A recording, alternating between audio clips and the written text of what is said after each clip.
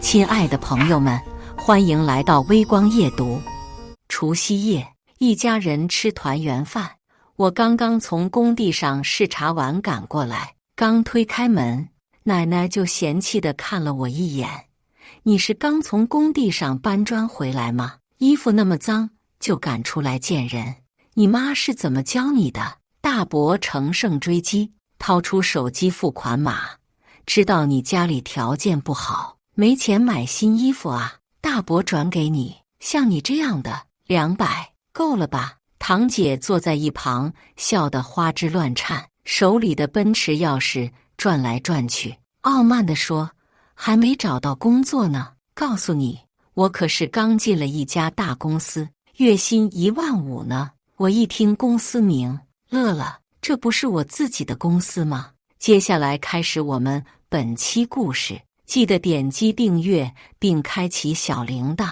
大年30晚上，一家人出来吃年夜饭，我刚一推开包厢的门，就听见大伯母又在对我妈大放厥词：“珍珍她爸没得早，全靠你一个人把珍珍拉扯大，还让她上大学，已经是仁至义尽了。听我的，让她早点嫁人吧。上次我跟你说的那人就挺好，就是腿有点毛病，不过人家彩礼能给到10万呢。奶奶一共生了3个儿子，我爸最小，在工地干活，因为意外事故去世。我妈一手把我拉扯大，但条件也是3兄弟之中最差的。每年除夕夜拿我们家开涮，看我们家的笑话已经成了团圆饭的保留节目，今年也不例外。我一听大伯母的话，就忍不住笑出声。好家伙，这是在劝我妈卖女儿啊！故意加重了推门的力度，大踏步地走进包厢，让所有人的目光都集中到我身上。堂姐杨旭和大伯立刻兴奋地抬起头在我身上扫视，看见我穿了件工装外套，上面还沾着泥土，马上展开了攻击。“哟，杨珍珍，你是刚从工地上搬砖回来吗？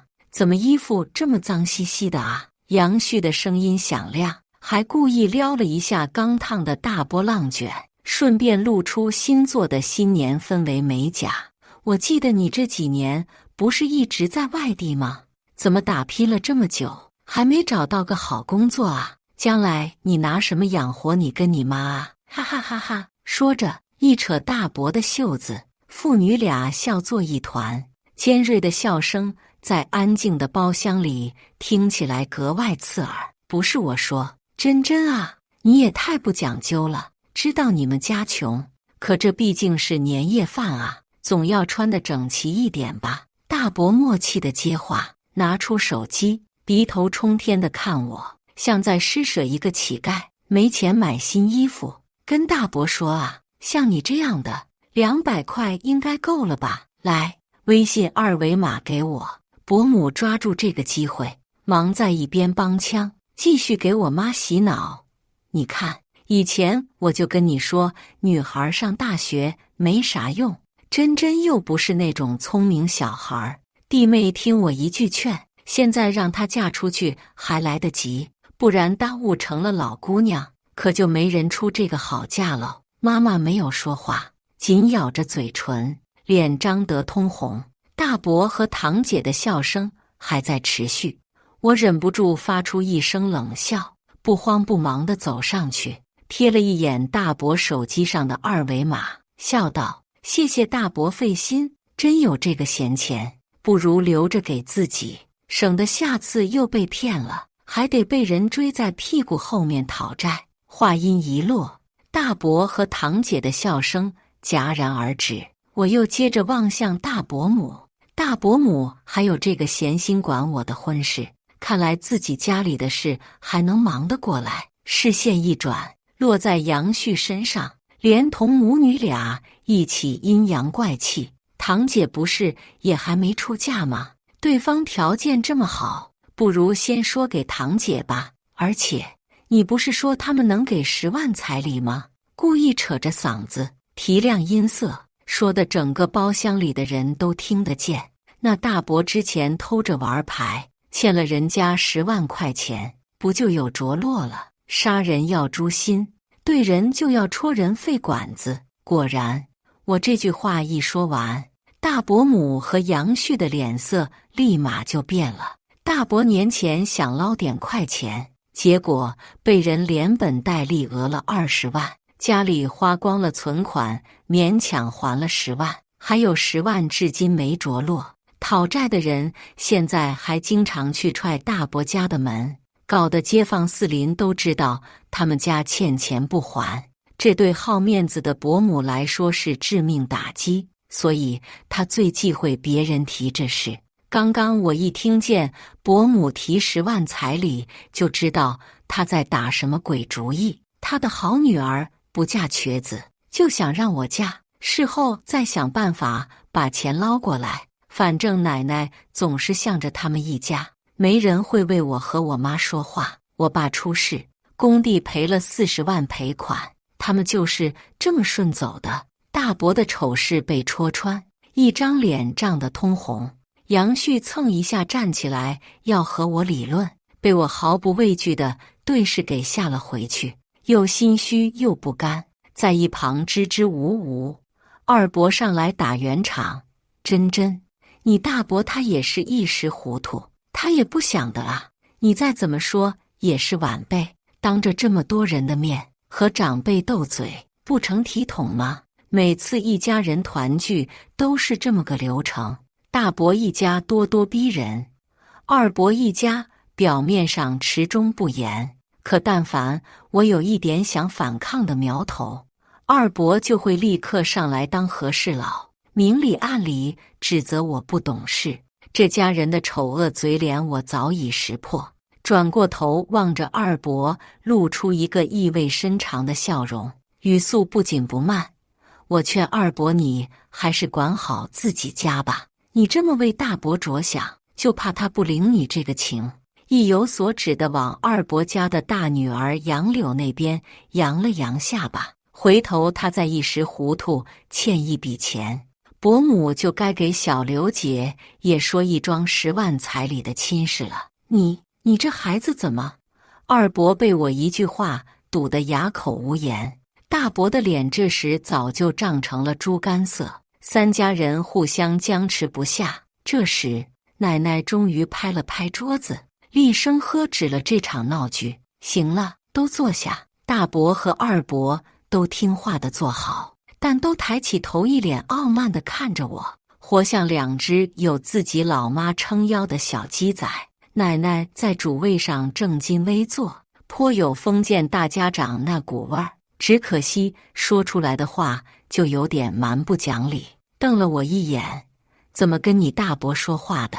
还是大学生呢，书都读狗肚子里去了，没规没矩的东西。我没理他，扶着我妈落座。奶奶又看了一眼我身上的衣服，眼里毫不掩饰地露出嫌弃。还有，以后换身干净衣服再出门，这么脏兮兮的就赶出来见人，不知道的还真以为你是在工地上搬砖回来的，给杨家丢脸。奶奶一向偏心大伯，二伯也是。刚刚我和妈妈被大伯一家齐声羞辱的时候，不见他们出来说句公道话，轮到大伯被对的说不出话了，他们就又都一个一个站出来，一副兄友弟恭、母慈子孝的样子。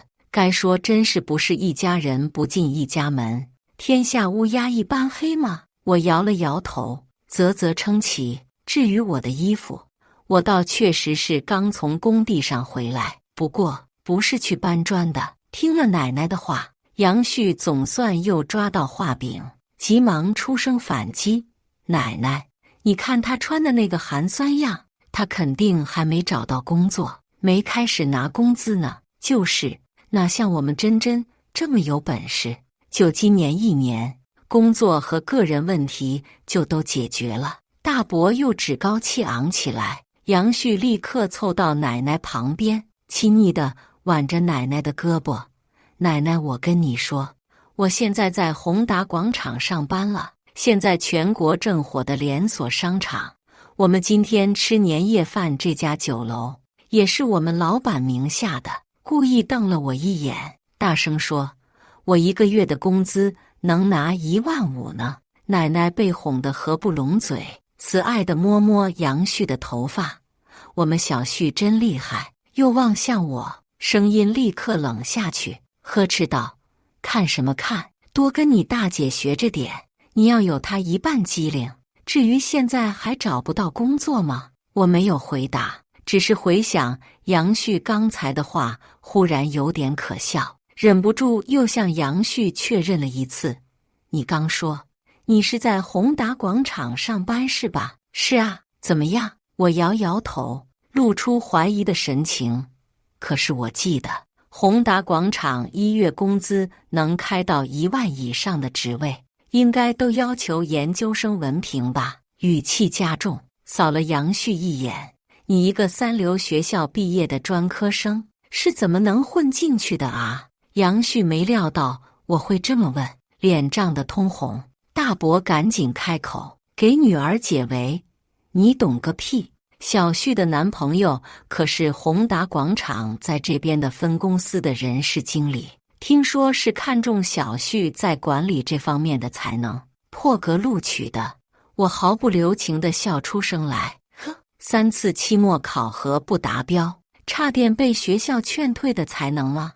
我的不屑一顾让杨旭有些站不住脚，立刻接话，一脸骄傲地凑到奶奶身边去，更变本加厉地炫耀起来：“奶奶，你不知道，他对我可好了。我们这次接您过来开的那辆奔驰，就是他给我买的。”火急火燎地从包包里把奔驰钥匙一把抓出来，招摇地朝我这头晃了又晃。还有这家酒店的位置也是他找关系定的，普通人要想在这儿吃1顿饭，得提前1个月预定呢。奶奶越发笑得合不拢嘴，一个劲儿地夸杨旭：“不错不错，我们旭旭真厉害。”杨旭朝我扬起下巴，挑衅地笑，还特意又晃了晃手里的奔驰车钥匙，像只开屏的孔雀。大伯抓住机会，继续打压我：“小旭啊，我那女婿啥时候到啊？再等等。”杨旭甜甜地笑着，他是公司高管，工作忙，等一会儿就过来。杨旭父女一唱一和，明里哄奶奶高兴，其实注意力一刻也没从我这边移开，就等着看我吃瘪的样子。只可惜他们失望了，我只是朝他们翻了个白眼。小旭姐，我盯着他手里的奔驰钥匙，露出一抹意味深长的笑容。你那位宏达广场的人事经理男朋友是不是姓汤啊？杨旭的脸色终于变了，他有点难以置信，声音里透露着心虚。你怎么知道？我忍不住冷笑一声，我当然知道了，毕竟这是我马上准备要辞掉的员工啊。大2那年，我认识了几个同样有创业梦想的同学，毕业后合伙创办了宏达集团。我虽然穷，但我的2个合伙人可不穷，名副其实的经商世家。创业期间一直是他们出钱，我出力，整整3年，总算是把宏达集团的名号打响。我今天这一身农民工装扮，的确是刚从工地上回来，不过不是去搬砖的，而是要给准备新开业的下一家宏达广场监工去了。至于那位人事部的汤经理，我这边已经收到了他苛待下属，还有关于他挪用公款的举报。本来我是打算这次回来就进行一次人员清理，把公司里的害群之马都清干净，没想到还没开始行动，有2匹就已经先凑在了一块儿。妙哉妙哉，省去了我不少麻烦。回想刚才杨旭说的大话和炫耀的神情，要是他发现因为他的多嘴，让我又多了一条裁掉他们的理由，不知道会发多大的疯，闹出多大的笑话。说曹操到，包厢的门被用力推开，从外面走进来一个男人。我回过头，把他从上到下打量了一遍，金丝边眼镜，长款的黑西装，长相也还不错。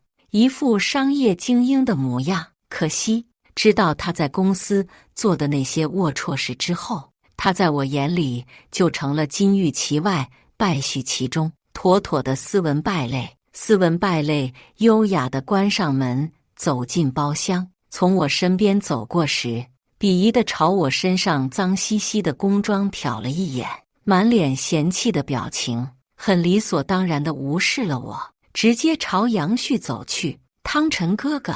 杨旭的眼睛立刻亮了，像碰见救世主一样扑上去，勾住汤臣的胳膊，向众人介绍：“这就是我男朋友汤臣，宏达广场分公司的人事经理。”有汤臣这个行走的上流社会门票在身边，大伯一家越发趾高气昂。二伯母赶紧上去套近乎，笑得一脸憨厚老实。小旭真有福气，找了这么好一个男朋友，又凑紧了一点，搓着手：“那个小汤啊，你看你们公司还缺人吗？能不能把我们小柳也弄进去？这马上我们就是一家人了。这个忙你。”嘿嘿，我站在一旁为二伯母过早暴露的丑恶嘴脸啧啧称奇。好家伙，这还八字都没一撇的事呢，就这么急着攀上亲戚了。只可惜他的宝贝女儿杨柳一点儿也不领情，专注地打着游戏，看都不看他一眼。都说了我不进公司，坐办公室太无聊了，妈你少操心我的事。可怜二伯母的一番苦心打了水漂，急得唉声叹气，捶胸顿足。汤臣才刚一进来，俨然已经成了整个包厢里最闪亮的星星。他的高冷精英形象在众人的夸夸攻势下，也有点维持不住，碎了一道裂缝，露出背后爱慕虚荣的真面目。怪不得当初分公司招人的时候没有看出他的真实为人。小伙子挺会装。我沉重地咳嗽了2声，打破了他们其乐融融的友好氛围。顿时，一屋子7双眼睛齐齐望向我。汤臣眼里的鄙夷最重，像是看见了什么脏东西一样，皱起了眉，问杨旭道：“小旭，这是哪位啊？”刻意轻笑了一声，言语里是毫不掩饰的嘲讽：“你家的保姆吗？”我笑了：“不是，那是我堂妹了。”杨旭昂起头，鼻孔朝天地看着我：“她叫杨真真。”话音落下的瞬间，汤臣的脸色刷得变了。我看着汤臣瞬间变化的脸色，只觉好笑。杨旭也发现了男友的不对，摇晃着他的手臂，娇里娇气地问：“汤臣哥哥，你怎么了吗？”喊的那叫一个千娇百媚。可惜汤臣现在的注意力全在我身上，他完全被屏蔽了。你也叫杨真真？汤臣的声音有些抖，而我笑意盈盈：“自信点，把你的也字去掉。”汤臣的眼睛猛地瞪大了，指着我，惊得说话都打磕巴：“你是杨总？”一声杨总让整个包厢沉默了，所有人的目光都集中在我身上，只有杨旭这个蠢货还没搞清楚状况，一个劲儿地往汤臣身上蹭。汤臣哥哥，你在说什么？什么杨总啊？我忍不住笑出了声。小旭别闹！汤臣急忙把他推开，像被雷劈了似的，瞬间挺直了腰板。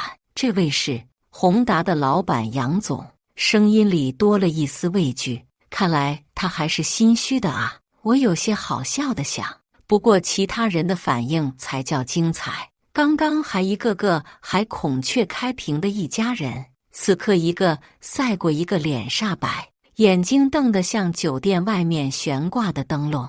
二伯母看着我的眼里都要放光了，好像这时的我忽然变成了一块金子。杨旭惊讶的一句整话都说不利索，指着我支支吾吾，吞吞吐吐：“你，杨真真。”我眯起眼望着他，笑得一脸和善，说起话来确实毫不留情。你进公司之前都不会先查查这个公司的情况吗？到底是走后门进来的废物？顿了一下，理了理身上的工装，还有放尊重点，什么你的，没规矩，叫老板。杨旭说不出话，大伯和大伯母也一脸吃了苍蝇似的表情。我冷哼一声，从桌子上拿起杨旭随手放下的奔驰钥匙，在汤臣眼前晃了晃。杨旭说：“这车是你给他买的，他能进公司也是你安排的。你刚进公司1年，这一辆车等于你几年的工资了。怎么样？解释一下。”汤臣被拿捏得死死的，支吾半天没说出一句话，脸涨得通红，刚才的精英形象荡然无存。我不紧不慢地继续说下去。我这次从总部回来有2件事，一件是给下一间连锁商城选址监工，还有一件就是清理分公司的内部人员。话音落下的同时，汤臣的脸上早已汗如雨下，他身旁的杨旭也很有自知之明，身体一阵摇晃。汤臣，我收到了很多有关你苛待下属的举报，还有你挪用公款的证据。向前走了2步，把奔驰钥匙几乎对到汤臣脸上。今天你如果不能讲清楚买这辆车的经费来源，我会叫财务再去对一遍账，连同你走关系私自拉人进公司的事一起呈交法庭。说着又拿出手机播放录音，杨旭旁若无人的大嗓门从手机听筒里传出来。没错，我录了音。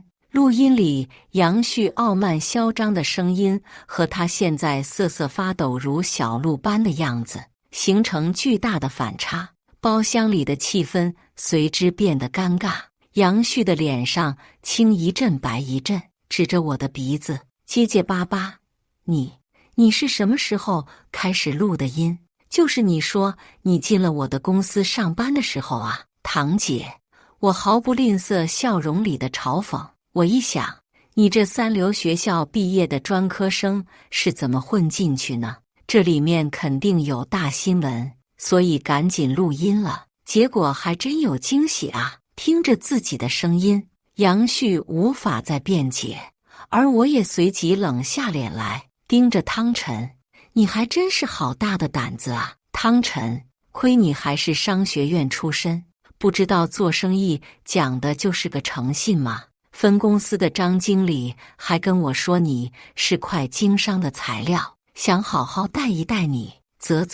可惜了。”我煞有介事地摇摇头，看见汤臣攥紧了拳，脸上露出悔恨的神情。真可惜，已经晚了。我抬起手指向他和杨旭：“我今天就以宏达总裁的身份通知你，你还有你的小女朋友都被解雇了。”侧身把路让出来：“你先回去收拾东西，明天我去公司，不想再看到任何你的私人物品遗留在公司。”微微一顿：“还有，我会让财务去对一下账，法院的传票应该这2天就会送到你手上，到时候我会要求你把挪用的公款如数填上，你好自为之吧。”语气平静，说出来的话却是不留半点余地。汤臣的脸已经煞白了，他看了一眼门口，又看了一眼我，忽然扑通一声跪了下来，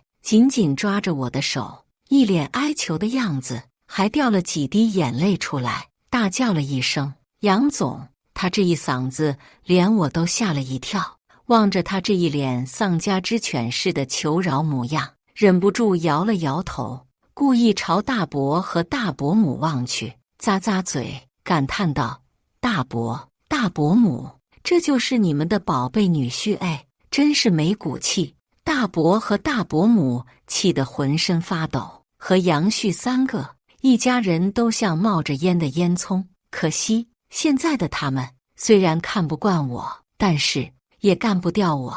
汤臣已经顾不上我对他的冷嘲热讽，只是一心想保住工作，眼睛里的眼泪更多了。杨总，我知道错了，您再给我一次机会吧，求您了，求您了。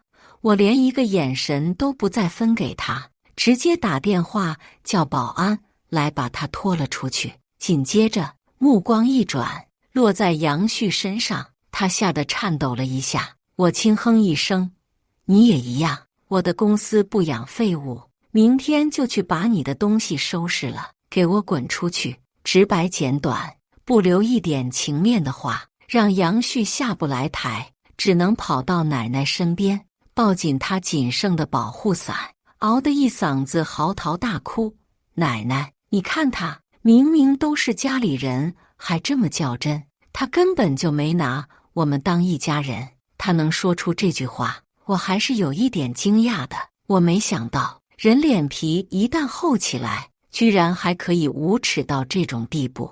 但是更让我恶心的是奶奶对他的袒护。明知道杨旭是恶人先告状，奶奶还是一脸严肃地教育我：“杨真真，你有完没完？小旭她是你的堂姐，汤臣一个外人，你处理掉也就算了。可是小旭是咱们自家人，你也这么绝情，那就不厚道了。”我冷笑一声，先不理会他们，转而去问二伯母：“二伯母，你怎么看啊？”二伯母没想到话题会突然转到自己身上，但是反应极快，立刻殷勤地靠过来，还是一脸老实人的笑容。那我觉得肯定还是公司最重要了。真真做的没错，亲兄弟还要明算账呢。他越往后说，大伯的脸越黑。奶奶用力拍了一下桌子，呵斥二伯母，吓得他一激灵，再不敢吱声。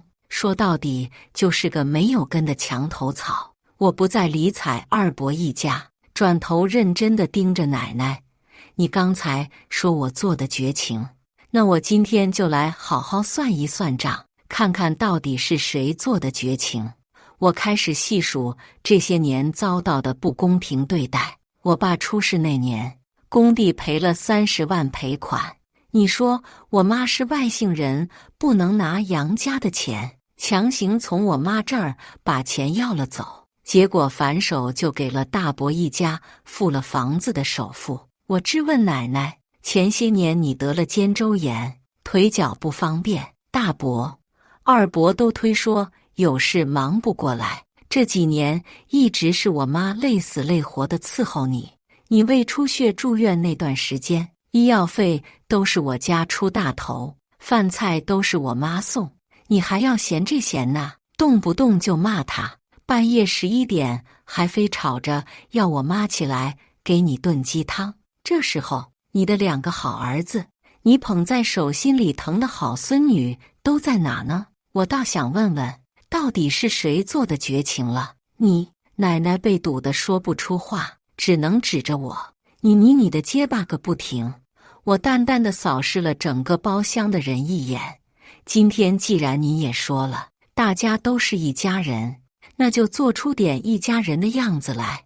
我妈妈一个人照顾了奶奶3年，接下来大伯、二伯，该你们2家出点力了吧？大伯和二伯的脸色刷得变了，马上开始找理由推3阻4啊！小柳今年要开始找工作了，我得帮着她参谋参谋，实在忙不过来啊。妈，您看我们家的情况您也知道，这实在是腾不出手照顾您啊，全都是些无关痛痒的理由。老人家倒也不糊涂，脸顿时气得通红，忽然露出痛苦的表情，捂着心口缓缓倒了下去。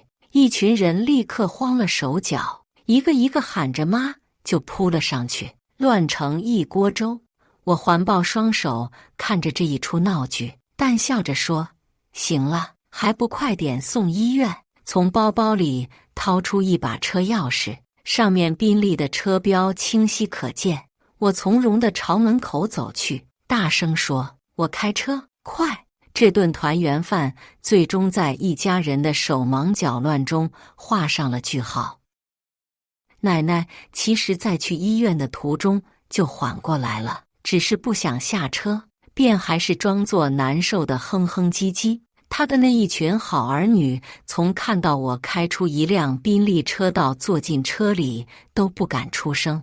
奶奶被送进了医院，隔天，我就把奶奶放在我们家的行李全都搬回了她的家，并打电话给大伯和二伯，表示让他们自己去商量怎么照顾奶奶。两个儿子商量了很久，都没商量出个结果，反而是奶奶的心脏病又复发了好几次。最近，一向不和我们往来的二伯母，现在每天都能给我妈发几十条微信套近乎。二伯母的用意就差写在脸上了。妈妈很困扰，问我怎么办。我耸了耸肩，告诉她简单，拉黑吧。汤臣彻底成为了穷光蛋，他挪用公款、滥用职权的罪名证据确凿，当天就进了监狱，身上还背着欠宏达的70万外债。无独有偶，杨旭的工作丢了，大伯一家更加贫困，追债的人每天变本加厉的来家里骚扰，大伯走投无路，居然跑到我家来求我借钱给他，望着一脸的绝望，哭得上气不接下气的样子。我神情淡然，可以，到时候连之前你们拿走的我爸的30万赔款一起还给我。微微一笑，看在一家人的份上，我不收你们利息。大伯灰溜溜的走了，束手无策的一家人只能靠着杨旭一个人养活。丢了宏大的工作，杨旭只能又干起了老本行，去舞厅当陪酒。也幸亏他还有那么几分姿色，不然他们一家可就真不知道怎么过了。当初他也是在舞厅里勾搭上的汤臣，本来以为钓上了金龟婿，结果没想到是竹篮打水一场空。